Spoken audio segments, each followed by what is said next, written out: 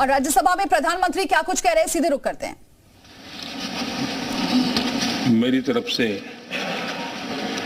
आदरपूर्वक धन्यवाद भी देता हूं, अभिनंदन भी करता हूं।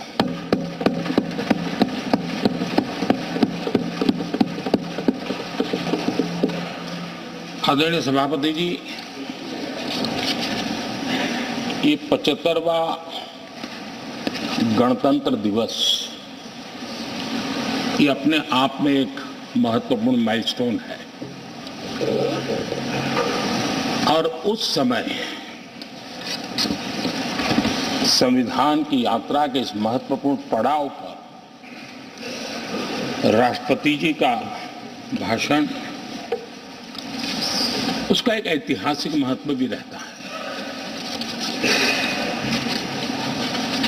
और उन्होंने अपने भाषण में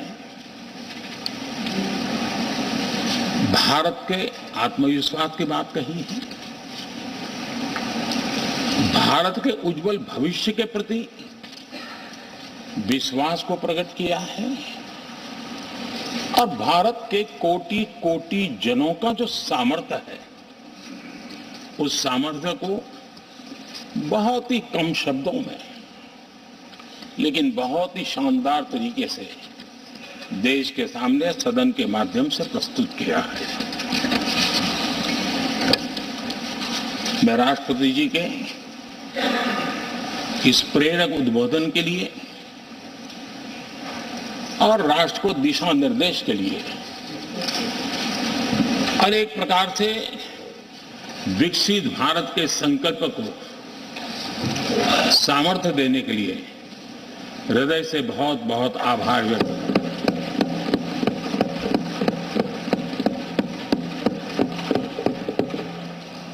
चर्चा के दरमियान अनेक मान्य सदस्यों ने अपने विचार रखे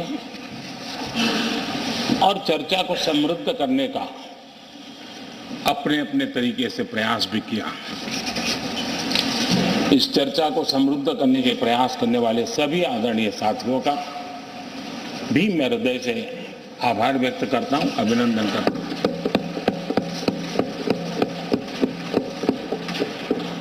कुछ साथियों के लिए आलोचना करना,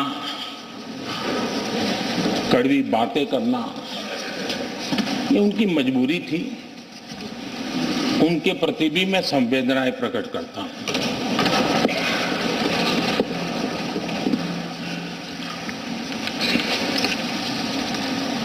मैं उस दिन तो कह नहीं पाया, लेकिन मैं खड़गे जी का विशेष आभार प्रकट करता हूं।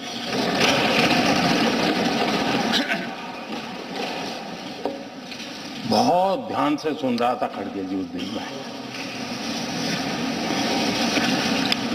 और ऐसा आनंद आया, ऐसा आनंद आया, ऐसा बहुत कम मिलता है। लोकसभा में तो कभी कभी मिल जाता है, लेकिन आजकल वो दूसरी ड्यूटी पर है तो मनोरंजन कम मिलता है। लेकिन लोकसभा में मनोरंजन की जो कमी हमें खल रही है, उस दिन आपने पूरी कर दी।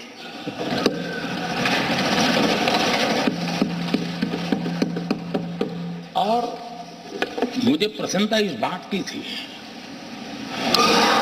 कि माननीय खड़गे जी काफी लंबा और बड़ी इम्तिहान वजह से शांति से बोल रहे थे, समय भी काफी लिया था।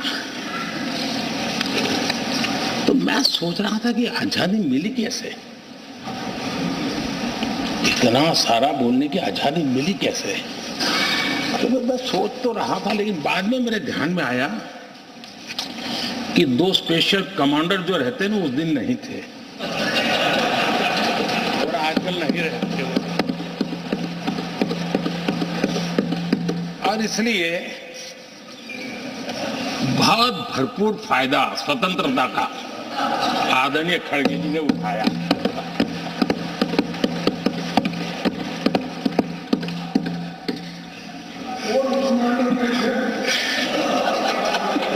और मुझे लगता है कि उस दिन खड़गे जी ने सिनेमा का एक गाना सुना होगा, ऐसा मौका फिर कहां मिलेगा।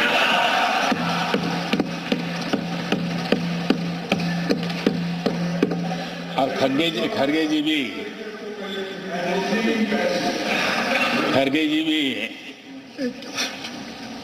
एम्पायर नहीं है, कमांडोज नहीं है, तो चौके छक्के मारने में मजा आ रहा था उनको। लेकिन एक बात खुशी की रही, उन्होंने जो 400 सीट एनडीए के लिए आशीर्वाद दिया है,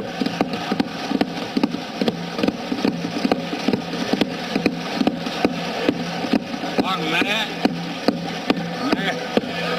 अरविंद जी के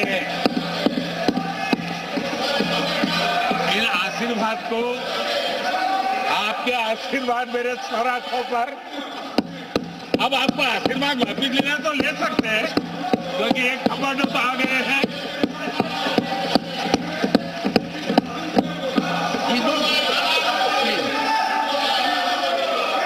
आदरणीय सभापति जी, मैंने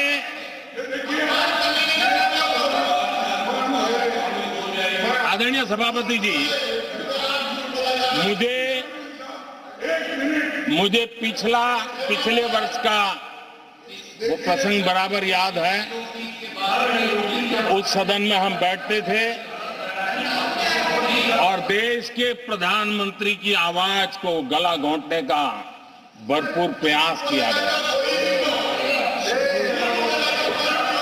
हम बड़े धैर्य के साथ, बड़ी नम्रता के साथ आपके एक एक शब्द को सुनते रहे, और आज भी आप न सुनने की तैयारी के साथ आए हैं।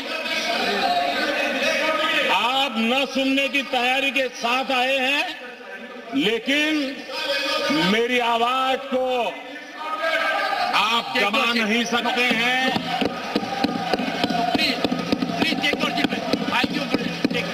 देश की जनता ने इस आवाज को ताकत दी हुई है। देश की जनता के आशीर्वाद से आवाज निकल रही है, और इसलिए आपने पिछली बार, मैं भी इस बार पूरी तैयारी के साथ आया हूं। मैंने सोचा था कि उस वक्त कि शायद आप जैसे व्यक्ति सदन में आए हैं तो मर्यादाओं का पालन करेंगे, लेकिन 1.5-2 घंटे तक क्या जुल्म किया था आप लोगों ने मुझ पर, और उसके बाद भी मैंने एक भी शब्दों की मर्यादाएं तोड़ी नहीं।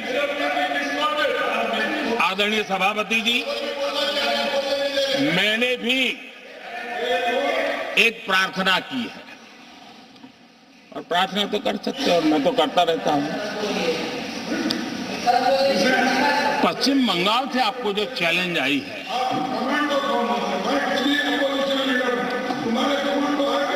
और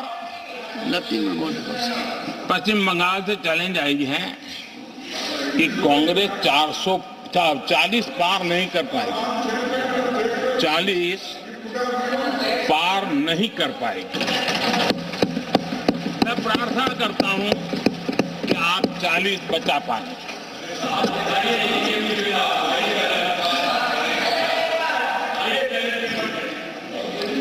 आदरणीय सभापति जी, हमको बहुत सुनाया गया है, और हमने सुना है। लोकतंत्र में आपका कहने का अधिकार है, और हमारी सुनने की जिम्मेवारी है। और आज जो भी बातें हुई हैं, उसको मुझे देश के सामने रखनी चाहिए, और इसलिए मैं प्रयास करूंगा। आदरणीय सभापति जी, ये जब सुनता हूं, उधर भी सुना, इधर भी सुना, मेरा विश्वास पक्का हो गया है कि पार्टी सोच से भी आउटडेटेड हो गई है।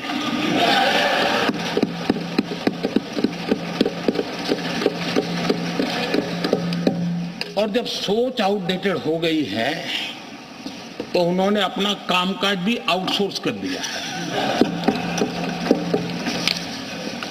देखते ही देखते इतना बड़ा दल इतने दशकों पर तक देश पर राज करने वाला दल, ऐसा पतन, ऐसी गिरावट, हमें खुशी नहीं हो रही है। हमारी आपके प्रति संवेदनाएं हैं, लेकिन डॉक्टर क्या करेगा जी, पेशेंट खुद। आगे क्या बोलूं?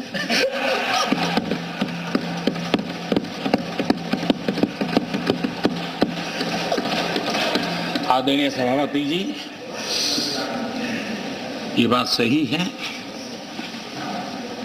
कि आज बहुत बड़ी बड़ी बातें होती हैं, सुनने की ताकत भी खो चुके हैं, लेकिन मैं तो देश के सामने बात रखने के लिए जरूर कहूंगा, जिस कांग्रेस ने सत्ता के लालच में सरेआम लोकतंत्र का गला घोंट दिया था,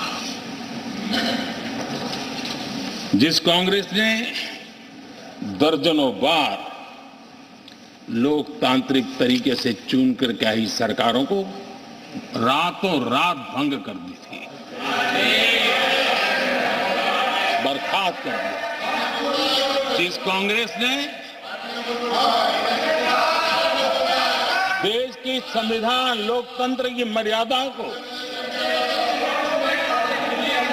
जेल के सलाखों के पीछे बंद कर दिया था, जिस कांग्रेस ने अखबारों पर ताले लगाने तक की कोशिश की, आवाज, जो कांग्रेस देश को तोड़ने के नैरेटिव घड़ता का नया शौक उनको पैदा हुआ, इतना तोड़ा कम नहीं है, अब उत्तर दक्षिण को तोड़ने के लिए बयान दिए जा रहे हैं।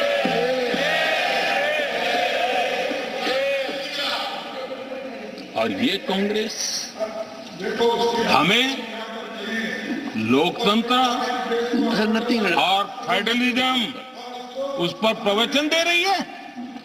आदरणीय सभापति जी, जिस कांग्रेस ने nothing only the address will go on record और भाषा के नाम पर देश को बांटने में कोई कसर नहीं छोड़ी, जिस कांग्रेस ने आतंकवाद और अलगाववाद को अपने हित में पनपने दिया, जिस कांग्रेस ने नॉर्थ ईस्ट को हिंसा, अलगाव और पिछड़ेपन में धकेल दिया, जिस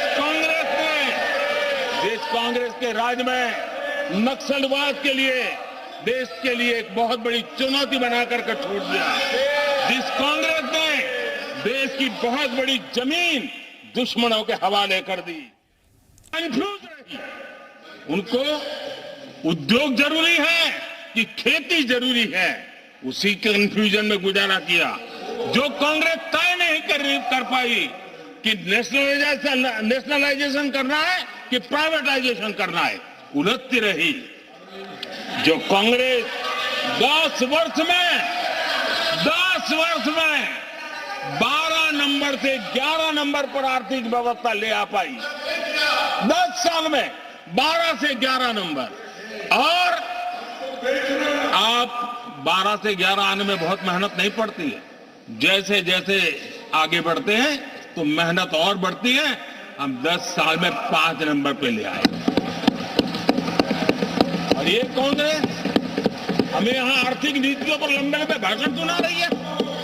आदरणीय सभापति जी, जिस कांग्रेस ने ओबीसी को पूरी तरह आरक्षण नहीं दिया, जिसने सामान्य वर्ग के गरीबों को कभी आरक्षण नहीं दिया, जिसने बाबा साहब के बजाय बाबा साहब को भारत रत्न देने योग्य नहीं माना, अपने ही परिवार को भारत रत्न देते रहे, जिस कांग्रेस ने देश की गली सड़कों चौक चौराहे पर अपने ही परिवार के नाम के पाठ जड़ दिए हैं, वो हमें उपदेश दे रहे हैं,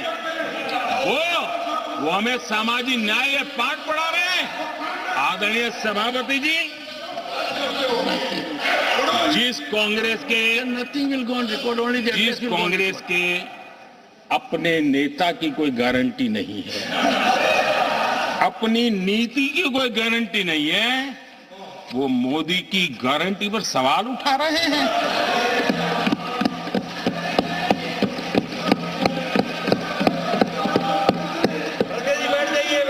आदरणीय सभापति जी,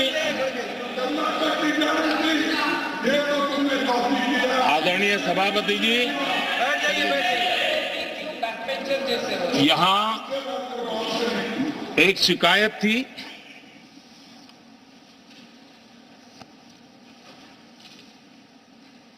और उनको लगता है कि हम ऐसा क्यों कहते हैं, हम ऐसा क्यों देख रहे हैं। देश और दुनिया उनके 10 साल के कार्यकाल को ऐसे क्यों देखती थी, देश क्यों नाराज हो गया।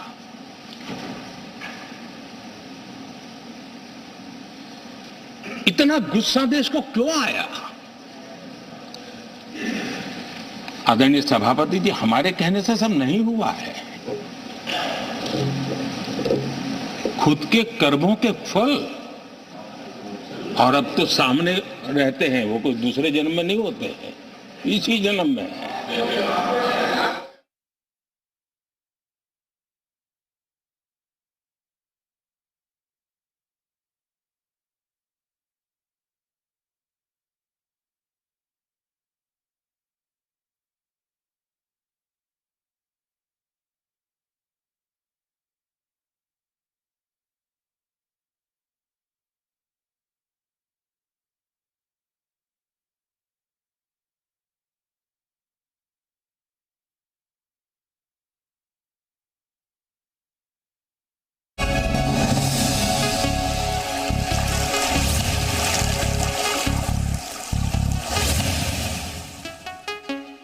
महंगाई दर बीते 2 वर्षों से लगातार बढ़ रही है। करंट अकाउंट डेफिसिट हमारी उम्मीदों से कहीं अधिक हो चुका है। ये कोट मैंने पढ़ा, ये किसी भाजपा के नेता का कोट नहीं है, नहीं ये कोट मेरा है। आदरणीय सभापति जी, यूपीए सरकार के 10 साल पर तत्कालीन प्रधानमंत्री आदरणीय पीएम के रूप में रहे श्रीमान मनमोहन सिंह जी ने कहा और खुद के कार्यकाल में कहा, ये हालत थी, उन्होंने वर्णन किया था। आदरणीय सभापति जी, अब मैं दूसरा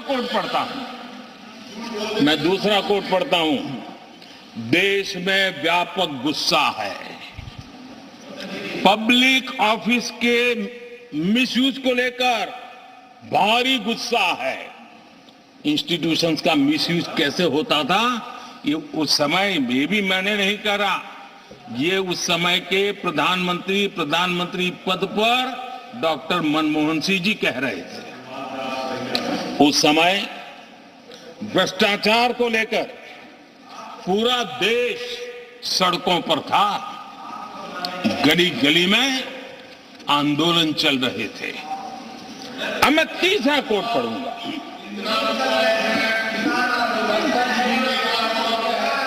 एक संशोधन की कुछ पंक्तियां हैं, इसको भी आप सुनिए। Tax collection